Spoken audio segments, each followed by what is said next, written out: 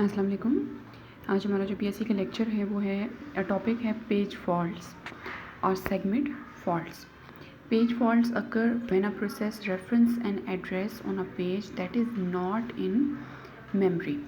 यानी एक जो प्रोसेस है वो एक ऐसे एड्रेस को रेफरेंस कर रहा है जो कि करंटली मेन मेमोरी में लोडेड जो पेजेस हैं उनमें मौजूद नहीं है। If there are no free frames in memory which is usually the case, then a page of some active processes from the memory must be evicted so that the page that was faulted for can be brought in। अगर जो है एक ऐसे page के लिए normally ये होता है कि मेन मेमोरी में फ्रेम्स जो होता है वो फ्री नहीं होता, मेन मेमोरी जो होती है वो फुल होती है बाय इट्स बेस्ट। तो उस सूरत में क्या होता है कि जो पेज होता है ना, जो एक्टिव प्रोसेस का पेज होता है फ्रॉम द मेमोरी, उसको निकाल दिया जाता है और वहाँ पे जो जिस पेज के लिए फॉल्ट आती है या जिस पेज के लिए रिक्वेस्ट आती है उसको लोड कर दिया जाता है। फ्रेम्स को फ्री करके जो करंटली एक्टिव हमारे पास पेज नहीं है उसको निकाल दिया जाता है, उसको स्वैप आउट कर दिया जाता है और वहाँ पे किस पेज को लोड किया जाता है जो कि करंटली हमें सीपीयू में रिक्वायर्ड है, जिसको रेफरेंस किया गया है, जिसके एड्रेस को। It is important that the operating system chooses a good page replacement policy.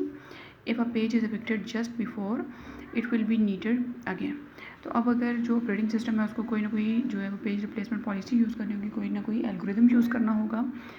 तो if a page is evicted just before it will be needed again, यानी एक पेज को फ्रेम को फ्री करने के लिए एक पेज को जो है वो स्वैप आउट करवा दिया गया टू डिस्क और दोबारा से हमें वो पेज रिक्वायर्ड आ गया, उसकी दोबारा से जो टर्न आ गई। It will also cause a page fault, तो उसकी वजह से भी एक पेज फॉल्ट अगर करेगा। If proper measures are not taken it is possible for the system to experience thrashing. अब अगर यहाँ पे जो है वो प्रॉपर मेजर्स नहीं लिए जाते, जो सही वाला एल्गोरिदम है वो चूज़ नहीं किया जाता, पेज रिप्लेसमेंट पॉलिसी जो है वो सही वाली एक्टिव नहीं की जाती, तो उसकी वजह से यहाँ पे क्या प्रॉब्लम अगर करेगी, वो यहाँ पे थ्रेशिंग की प्रॉब्लम अगर कर सकती है।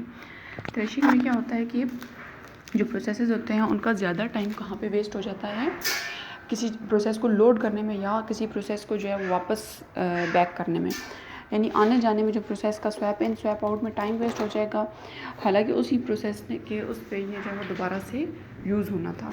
तो that is known as thrashing. Now the next one is page replacement.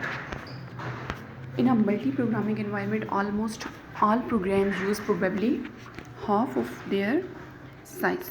Multi programming में क्या होता है कि नॉर्मली अगर हम एक प्रोसेस है, तो अगर हम एक प्रोसेस है और उसके 10 पेजेस हैं, उसके 10 के 10 पेजेस को एक सिंगल टर्न में मेन मेमोरी में फ्री फ्रेम्स में लोड कर देते हैं, तो मे बी उस प्रोसेस ने जो अपनी एग्जीक्यूशन लाइफ है उसके दौरान उसने टोटल 5 पेजेस को यूज़ करना है। 5 पेजेस ऐसे हैं जिनमें कोई रेफरेंस ऐसा नहीं है जिसको कॉल किया जा सकता है, यानी एक्स्ट्रा वो 5 पेजेस हैं, उनका कोई काम नहीं है। तो उस सूरत में जो है अगर हम मल्टी प्रोग्रामिंग का यहाँ पे इन्वायरमेंट यूज़ करेंगे तो मल्टी प्रोग्रामिंग में सिर्फ उन पेजेस को लोड किया जाता है जो बहुत ज़्यादा नेसेसरी हों, जिनको यूज़ करना हो। So in a multi programming environment almost all programs use probably half of their size, यानी like there is an example, a program of 10 pages actually uses only 5 pages। The demand paging mechanism saves the IO time necessary to load the 5 pages that are never used।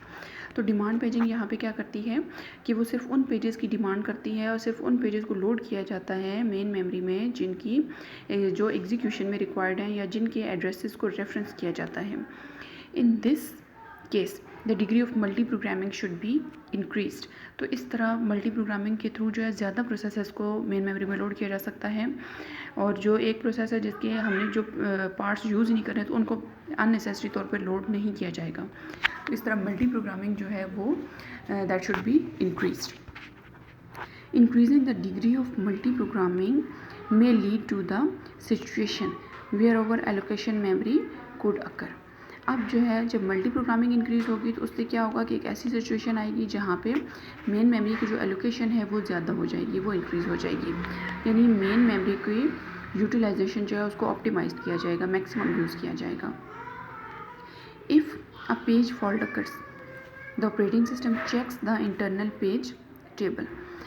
What it means कि अगर कोई page fault आती है, page fault कब अकर करती है, जब कोई जो करंटली एग्जीक्यूशन में प्रोसेस है, जिसको CPU अलॉट हुआ है, जिसकी टर्न आ चुकी है, जिसको प्रायोरिटी अलॉट है, तो वो जो प्रोसेस है वो डिमांड करता है या वो एक ऐसे एड्रेस को रेफरेंस करता है जो कि मेन मेमोरी में करंटली लोडेड नहीं है, तो उस सूरत में वहाँ पे पेज फॉल्ट अकर कर जाता है।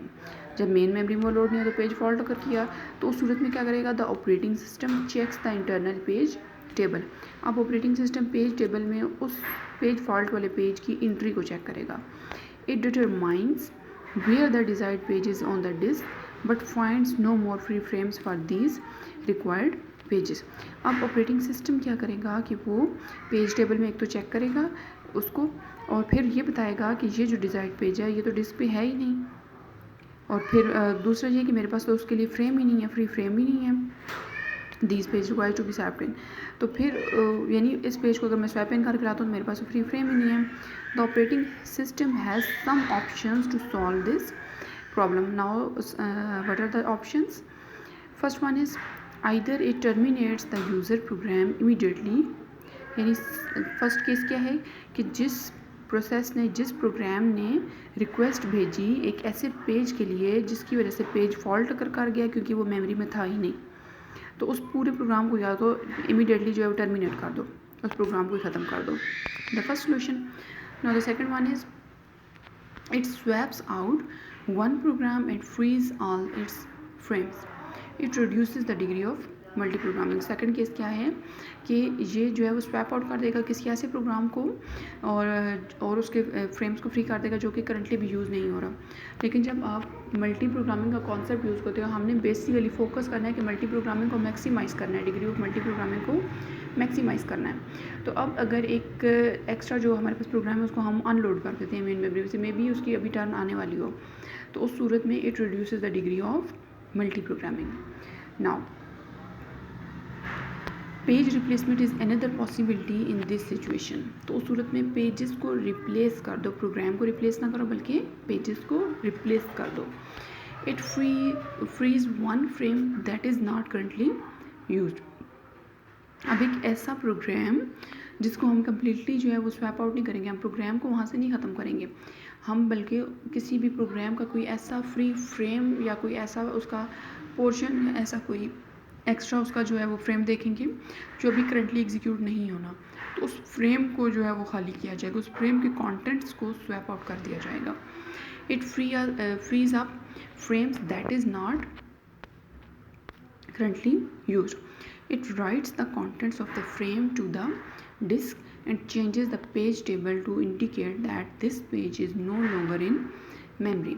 अब किसी भी पेज को जब रेफरेंस किया जाता है, किसी भी पेज को जब कॉल किया जाता है, तो मेन मेमोरी में जो पेज टेबल होता है उसमें पहले सर्च किया जाता है कि उस पेज की लोकेशन क्या है।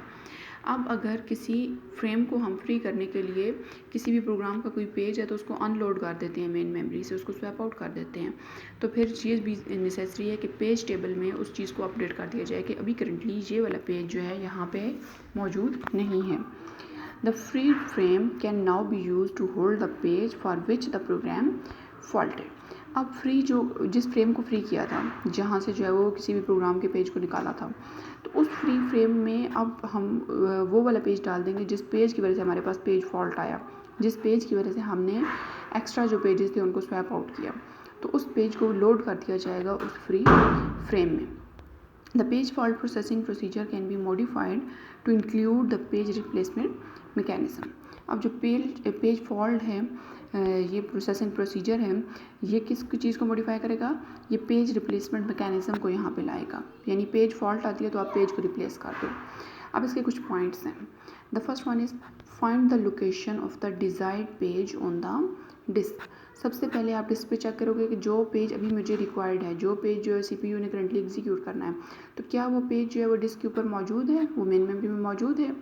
Find a free frame, if there is a free frame use it. Otherwise use a page replacement algorithm to select a frame, यानी जो डिज़ायर्ड पेज है सबसे पहले उसको डिस्क पे ढूंढा जाएगा, मिल गया तो ठीक उसको यूज़ कर लो, अगर वो नहीं मिलता तो वहाँ पे पेज फॉल्ट अकर करेगी। जब पेज फॉल्ट अकर करेगी तो फिर सेकंड काम क्या होगा कि मेन मेमोरी में ये देखा जाएगा क्या कोई फ्री फ्रेम मौजूद है। अगर फ्री फ्रेम मिल जाता है तो उस पर प्रोसेस को लोड कर दिया जाएगा, अगर फ्री फ्रेम नहीं मिलता तो उस पेज के लिए डिमांड भेजी जाएगी और फिर जो है वो कोई भी जो फील्ड फ्रेम होगा उसमें से स्वैप आउट कर दिया जाएगा पेजेस को। Write the selected page to the disk and change the page and frame table accordingly. अब अगर फ्री फ्रेम मिल जाता है तो जिस पेज की वजह से पेज फॉल्ट आई है उस पेज को लोड किया जाएगा और साथ ही जो फ्रेम टेबल है और जो पेज टेबल है वहाँ पे जो एंट्रीज़ हैं उनको अपडेट कर दिया जाएगा।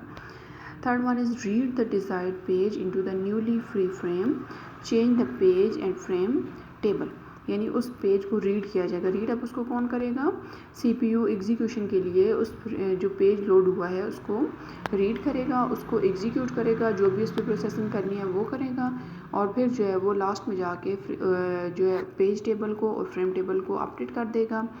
लास्ट पे है कि रीस्टार्ट द यूज़र प्रोसेस। अब वो जो प्रोसेस था जिसके लिए ये सारा काम हुआ, जिसके लिए स्वैप एंड स्वैप आउट हुआ, जिसके लिए पेज फॉल्ट आई, जिसके लिए हमने पेज रिप्लेसमेंट अप्लाई की, डिमांड भेजेंगी, तो फिर जब उसकी सारी रिक्वायरमेंट्स पूरी हो जाएंगी, फ्री फ्रेम में उसका डेटा शिफ्ट हो चुका है, मेन मेमोरी में उसका डेटा लोड हो चुका है, तो फिर उस प्रोसेस को यहाँ पे रीस्टार्ट करवाया जाएगा। तो ये जो नेक्स्ट टॉपिक है ये आपने नहीं करना। तो यहाँ पे हमारा जो आज का लेक्चर है वो एंड होता है। अल्लाह हाफिज़।